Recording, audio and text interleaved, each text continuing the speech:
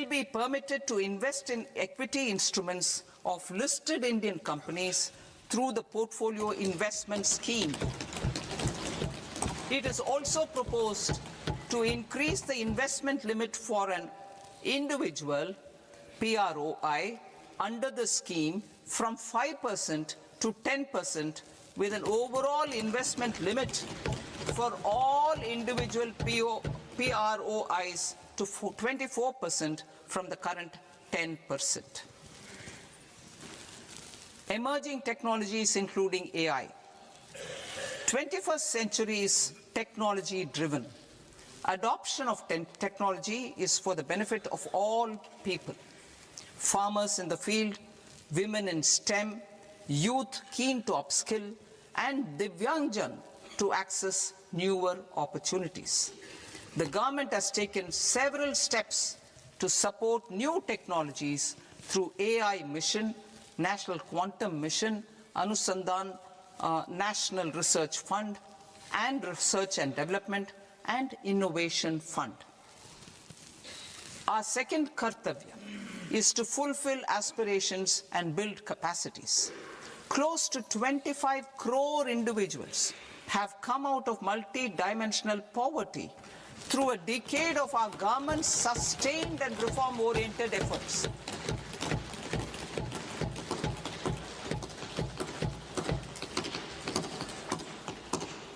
Our government has therefore decided to place a renewed emphasis on the service sector to provide a pathway to fulfilling aspirations of a youthful India with the following measures.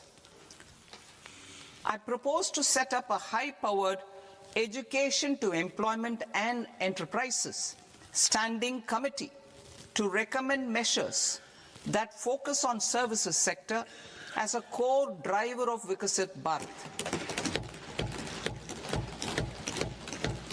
This will make us a global leader in services with a 10% global share by 2047. The committee will prioritize areas to optimize the potential for growth, employment, and exports. They will also assess the impact of emerging technologies, including AI, on jobs and skill requirements and propose measures thereof. To create a range of skilled career pathways, a new range of skilled career pathways for our youth, I propose interventions in the following sectors. Health. Existing institutions for allied health professionals will be upgraded and new AHP institutions established in private and government sectors. This will cover 10 selected disciplines, including optometry, radiology, anesthesia, OT technology, applied psychology, and behavioral health, and add 1 lakh AHPs over the next 5 years. A strong care system covering geriatric and allied care services will be built. A variety of NSQF-aligned programs will be developed to train multi-skilled caregivers, combining core care and allied skills such as wellness, yoga, and operation of medical assistive devices. In the coming year, 1.5 lakh caregivers will be trained.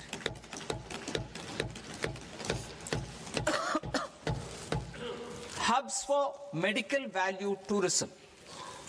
To promote India as a hub for medical tourism services, I propose to launch a scheme to support states in establishing 5 regional medical hubs in partnership with the private sector. These hubs will serve as integrated healthcare complexes that combine medical, educational, and research facilities. They will have Ayush centers, medical value tourism facilitation centers, and infrastructure for diagnostics, post-care, and rehabilitation. These hubs will provide diverse opportunities, job opportunities for health professionals, including doctors and AHPs. Ancient Indian yoga, already respected in several parts of the world, was given a mass global recognition when Honorable Prime Minister took it to the UN. Post-COVID, Ayurveda gained a similar global acceptance and recognition. Exporting quality Ayurveda products helps farmers who grow the herbs and youth who process the products. To meet growing global demand, a few more steps are being taken.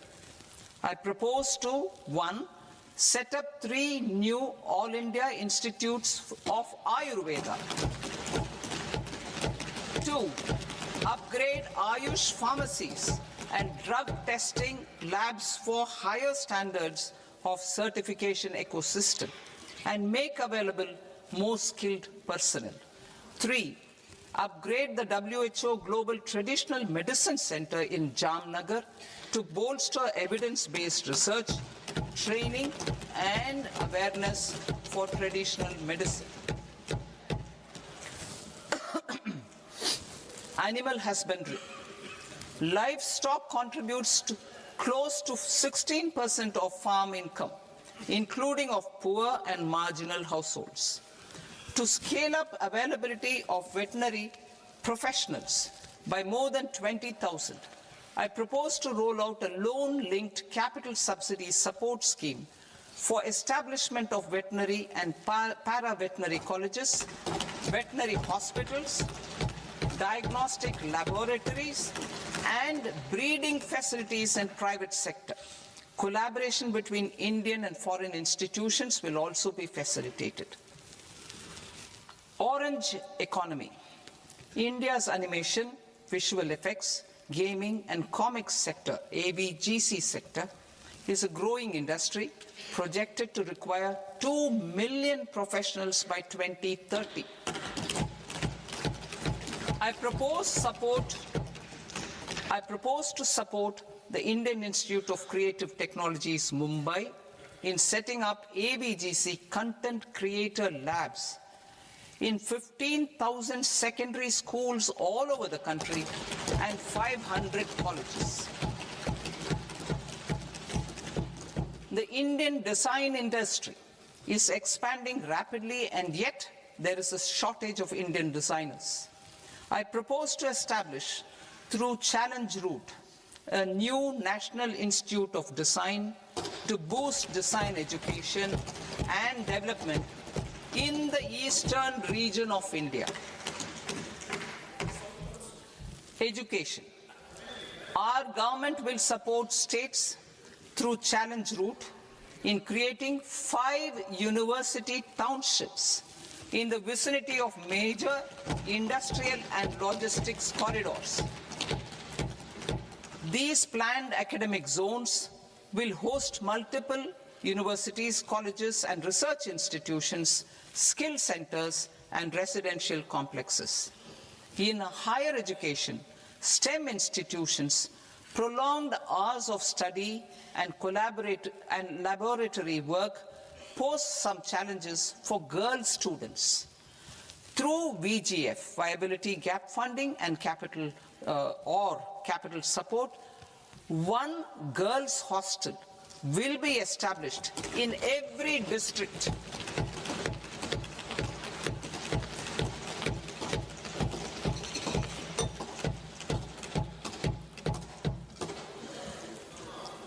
To promote astrophysics and astronomy via immersive experiences, 4 telescope infrastructure facilities will be set up or upgraded. The National Large Solar Telescope, the National Large Optical Infrared Telescope, the Himalayan Chandra Telescope, and the Cosmos 2 Planetarium. Tourism. The tourism sector has the potential to play a large role in the employment generation, forex earnings, and expanding the local economy. I propose to set up a National Institute of Hospitality by upgrading the existing National Council for Hotel Management and Catering Technology. It will function as a bridge between academia, industry, and government. I also propose a pilot scheme for upskilling 10,000 guides in 20 iconic tourist sites through a standardized, high-quality, 12-week training course in hybrid mode in collaboration with the Indian Institute of Management. A national destination digital knowledge grid will be established to digitally document all places of significance, cultural, spiritual, and heritage. This initiative will create a new ecosystem of jobs for local researchers, historians, content creators, and technology partners. India has the potential and opportunity to offer world-class trekking and hiking experience. We will develop ecologically sustainable mountain trails in Himachal Pradesh, Uttarakhand, and Jammu Kashmir. Also in Araku Valley in the Eastern Ghats and Podigai Malai in the Western Ghats. Turtle trails along key nesting sites in the coastal areas of Odisha, Karnataka, and Kerala. And 3, bird watching trails along the Pulikat Lake in Andhra Pradesh, Tamil Nadu. It's on the border. Under the visionary leadership of Honorable Prime Minister, we established the International Big Cat Alliance in 2024. This year, India is hosting the first ever Global Big Cat Summit, where heads of governments and ministers from 95 range countries will deliberate on collective strategies for conservation. Heritage and culture tourism. I propose to develop 15 archaeological sites, including Lothal, Dholavira, Rakhigarhi, Adichanallur, Saranath, Hastinapur, and Leh Palace into vibrant experiential cultural destinations. Excavated landscapes will be open to the public through curated walkways. Immersive storytelling skills and technologies will be introduced to help conservation labs, interpretation centers, and guides. The sports sector provides multiple means of employment, skilling, and job opportunities. Taking forward the systematic nurturing of sports talent which is set in motion through the Khelo India program earlier, I propose to launch a Khelo India mission to transform the sports sector over the next decade. The mission will facilitate an integrated talent development pathway supported by training centers, which are foundational, intermediate, and elite levels. B, systematic development of coaches and support staff. C, integration of sports science and technology. D, competitions and leagues to promote sports culture and provide platforms. And E, development of sports infrastructure for training and competition. Our third Kartavya aligns with our vision of Sabka Saath, Sabka Vikas towards Vikasit Bharat. This requires targeted efforts for 1, increasing farmer incomes through productivity enhancement and entrepreneurship, with special attention to small and marginal farmers. B, empowering Divyangjan through access to livelihood opportunities, training, and high-quality assistive devices. C, empowering the vulnerable to access mental health and trauma care. D, focus on the Purvodaya states and the Northeast region to accelerate development and employment opportunities. Fisheries. We will undertake initiatives for integrated development of 500 reservoirs and Amrit Sarovars. 2, strengthen the fisheries value chain in coastal areas and enable market linkages involving startups and women-led groups together with fish farmer producer organizations. Animal husbandry. To provide quality employment opportunities in rural and peri-urban areas, we will support the animal husbandry sector in entrepreneurship development through A credit-linked subsidy program, B, scaling up and modernization of livestock enterprises, C, enhanced creation of livestock, dairy and poultry,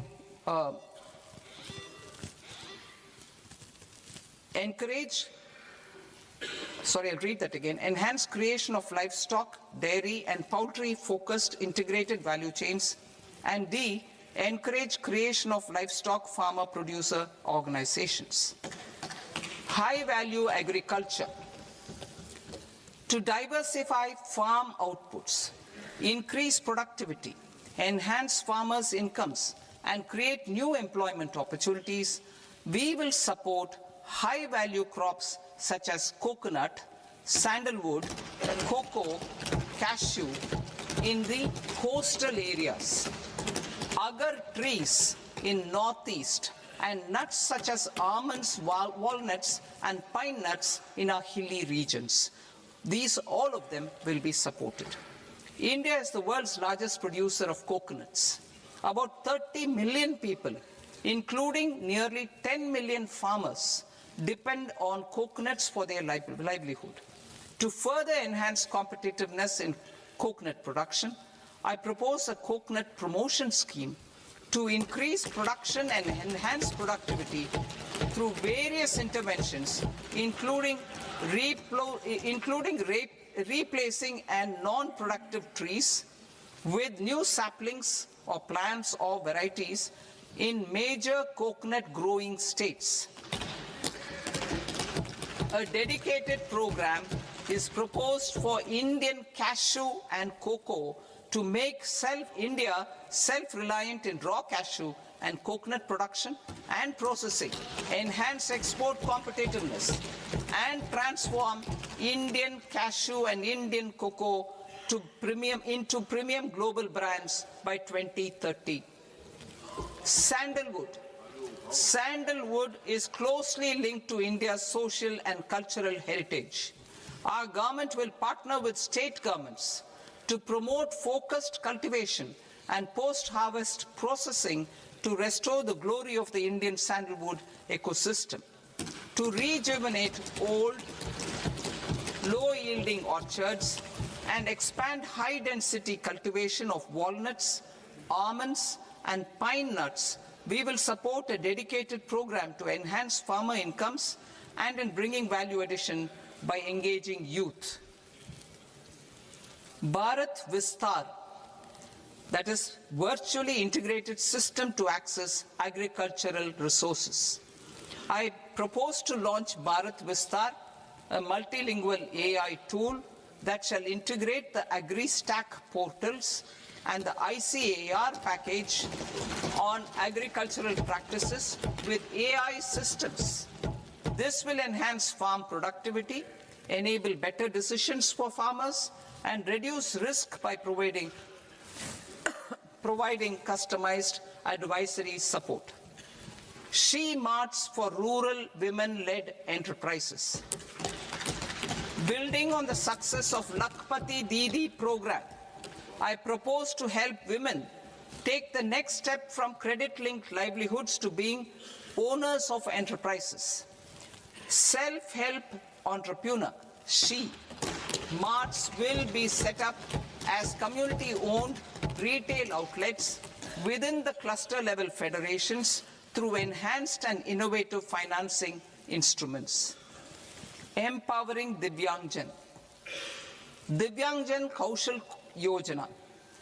Information technology, AVGC sectors, hospitality and food and beverages sectors often offer task-oriented and process-driven roles which are suitable for Divyangjan. We will ensure dignified livelihood opportunities through industry-relevant and customized training specific to each Divyangjan group.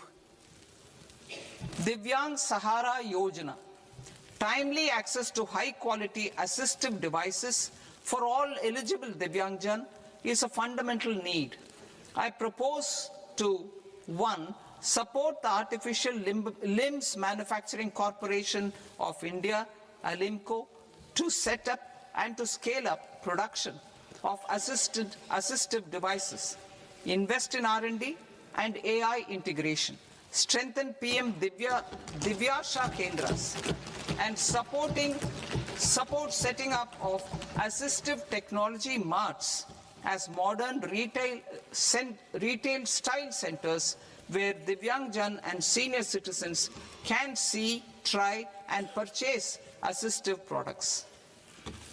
Reaffirming our commitment to mental health and trauma care. There are no national institutes for mental health care in North India. We will therefore set up a NIMHANS 2 and also upgrade national mental health institutes in Ranchi and in Tezpur as regional apex institutions.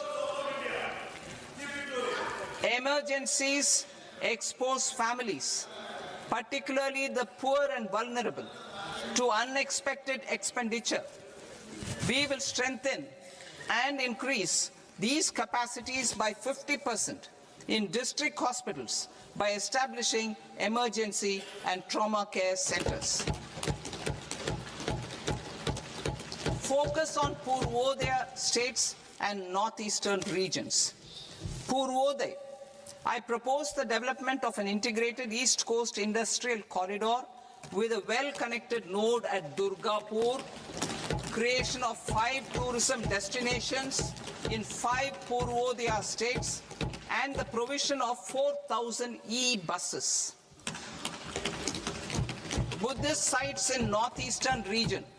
The northeastern region is a civilizational confluence of Theravada and Mahayana or Vajrayana traditions. I propose to launch a scheme for development of Buddhist circuits in Arunachal Pradesh, Sikkim, Assam, Manipur, Mizoram, and Tripura. The scheme will cover preservation of temples and monasteries, pilgrimage interpretation centers, connectivity, and pilgrim amenities. 16th Finance Commission. On 17th November 2025, the 16th Finance Commission submitted its report to the President. As mandated under Article 281 of the Constitution, the government is to lay the report along with the explanatory memorandum on the action taken report on the recommendations of the Commission in Parliament, which, Sir, Honourable Speaker, you've allowed me to do at the commencement of this session. The government has accepted the recommendation of the Commission to retain the vertical share of devolution at 41%.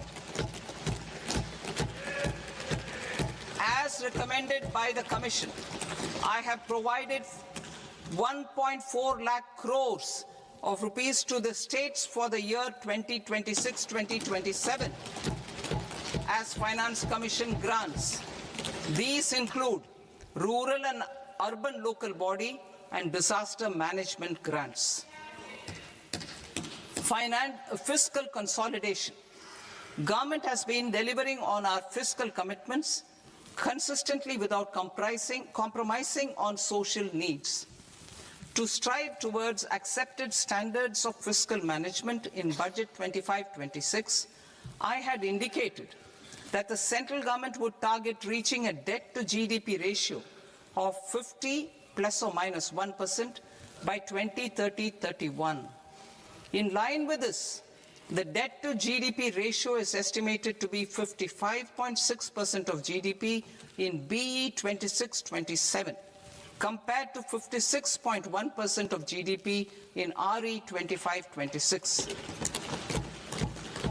A declining debt to GDP ratio will gradually free up resources for priority sector lending and expenditure by reducing the outgo on interest payments.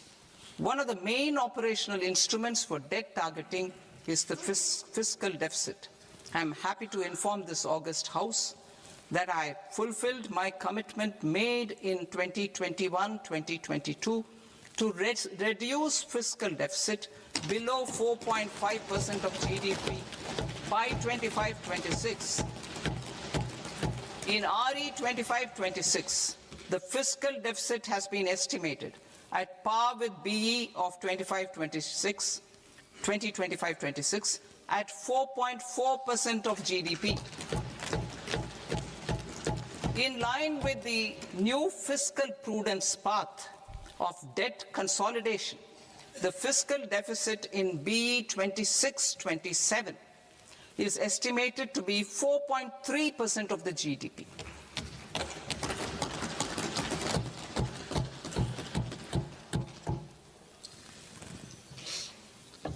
The revised estimates of the non-debt receipts are 34 lakh crore rupees, of which the centre's net tax receipts are 26.7 lakh crore. The revised estimate of the total expenditure is 49.6 lakh crore rupees, of which the capital expenditure is about 11 lakh crores. Budget estimates 2026 to 2027. Coming to 26-27, the non-debt receipts and the total expenditure are estimated as 36.5 lakh crore and 53.5 lakh crore respectively. The centre's net tax receipts are estimated at 28.7 lakh crore rupees. To finance the fiscal deficit, the net market borrowings from dated securities are estimated at 11.7 lakh crore rupees. The balance financing is expected to come from small savings and other sources. The gross market borrowings are estimated at 17.2 lakh crore rupees. I'll now move to Part B. Part B, direct taxes.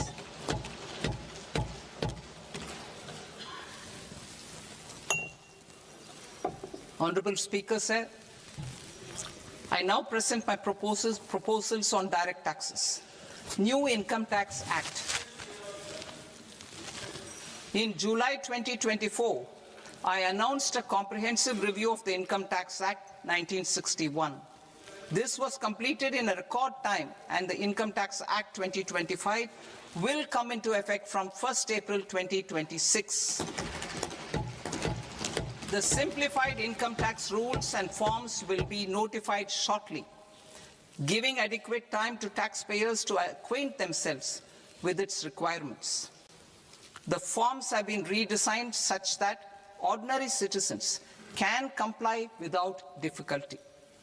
Ease of living. I propose that any interest awarded by the Motor Accident Claims Tribunal to a natural person will be exempt from income tax, and any TDS on this account will be done away with. I propose to reduce TCS rate on the sale of overseas tour program package from the current 5% and 20% to 2% without any stipulation of amount. I propose to reduce TCS rate for pursuing education and for medical purposes under the Liberalized Remittance Scheme, popularly known as LRS, from 5% to 2%. Supply of manpower services is proposed to be specifically brought within the ambit of payment to contractors for the purpose of TDS to avoid ambiguity. Thus, TDS on these services will be at the rate of either 1% or 2% only. I propose a scheme for small taxpayers, wherein a rule-based automated process will enable obtaining a lower or nil deduction certificate instead of filing an application with the assessing officer.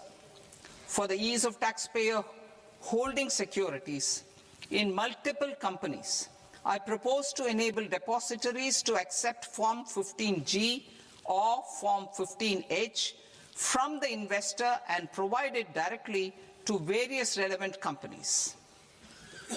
I propose to extend time available for revising returns from 31st December to up to 31st March with the payment of a nominal fee. I also propose to stagger the timeline for filing of tax returns.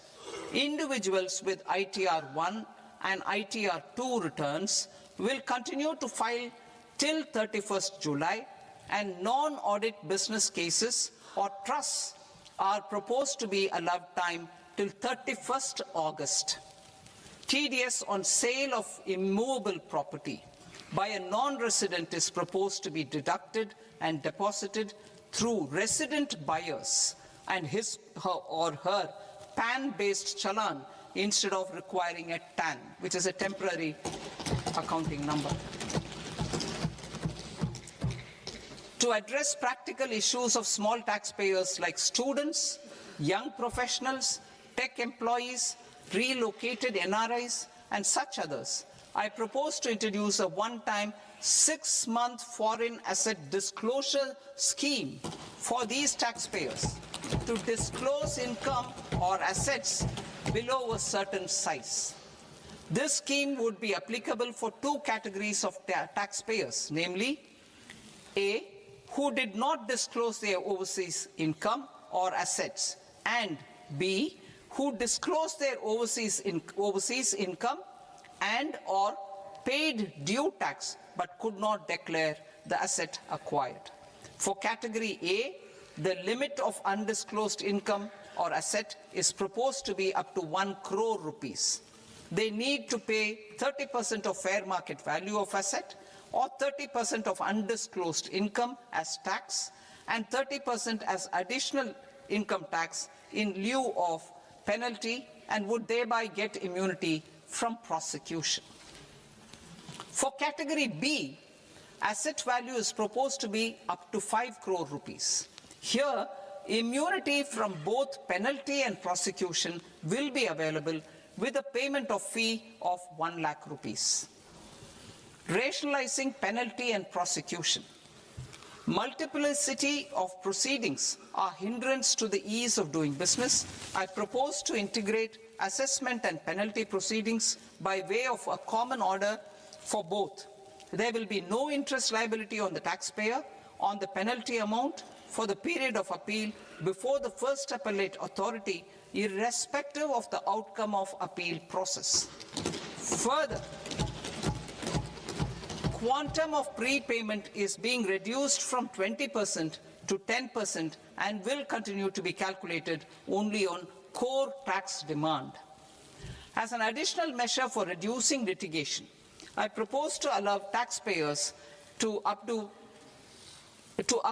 their returns even after reassessment proceedings have been initiated, and an additional 10% tax rate over and above the rate applicable for the relevant year. The assessing officer will then use only this updated return in his proceedings. There is already a framework for immunity from penalty and prosecution in the cases of underreporting. I propose to apply this framework for immunity to misreporting too. However, in such a case, the taxpayer will need to pay 100% of the tax amount as an additional income tax over and above the tax and interest due. Penalties for certain technical defaults, such as failure to get accounts audited, non-furnishing of transfer pricing audit report, and default in furnishing statement for financial transactions, are proposed to be converted into fee.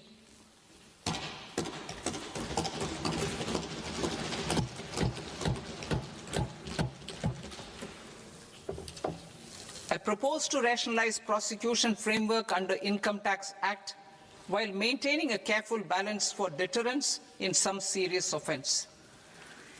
Non-production of books of account and documents and requirement of TDS payment where payment is made in kind are being decriminalized. Further, minor offences will attract fine only. The remaining prosecutions will be graded commensurate with the quantum of offence. They will entail only simple imprisonment with maximum imprisonment reduced to 2 years and power to courts to convert even those into fines. There is no penalty. There is no penalty presently for non-disclosure of non-immovable foreign assets with aggregate value less than 20 lakh rupees.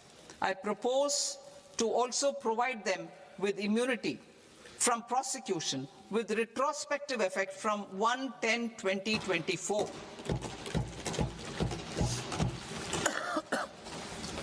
Cooperatives.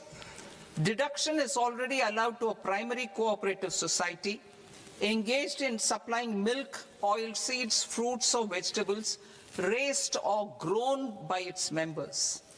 I propose to extend this deduction to also include supply of cattle feed and cotton seed produced by its members. I propose to allow inter-cooperative society dividend income as deduction under the new tax regime to the extent it is further distributed to its members. I further propose to allow exemption for a period of 3 years to dividend income received by a notified national cooperative federation on their investments made in companies up to 31/1/2026. This exemption would be allowed only for dividends further distributed to its member cooperatives. Supporting IT sector as India's growth engine. India is a global leader in software development services, IT-enabled services, knowledge process outsourcing services, and contract R&D services relating to software development. These businesses and their segments are quite interconnected with each other. All these services are proposed to be clubbed under a single category of information technology services with a common safe harbor margin of 15.5% applicable to all. The threshold for availing safe harbor for IT services is being enhanced substantially from 300 crore rupees to 2,000 crore rupees. Safe harbor for IT services shall be approved by an automated rule-driven process without any need for tax officer to examine and accept the application. Once applied by an IT services company, the same safe harbor can be continued for a period of 5 years at a stretch at its choice.